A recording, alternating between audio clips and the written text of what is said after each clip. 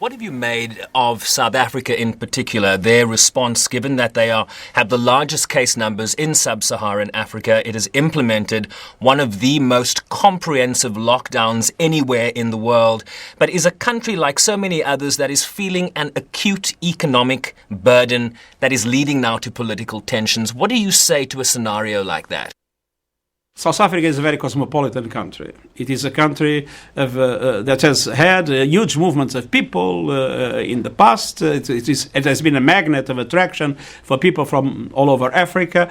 And so it was obvious for me that South Africa would be, theoretically, particularly vulnerable to the arrival of the pandemic. And indeed, I believe that the government has reacted with very strong measures. I think those measures were necessary because the numbers were becoming worrying. I think those measures were necessary, and I understand because I'm suffering to a certain extent similar measures. I'm far from my family. I can see them. I am more or less in a kind of a semi-lockdown, even if so I can understand sometimes the frustration of the people. But one thing is clear. If there is no real contradiction between the measures that are taken to prevent the disease and the economic recovery. Because if we let the disease spread, there is no economic recovery that is possible.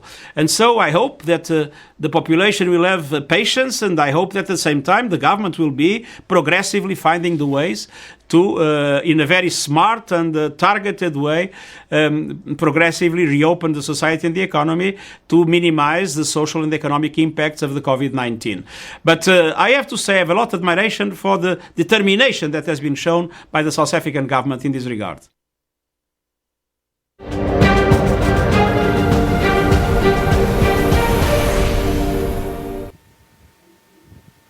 Now back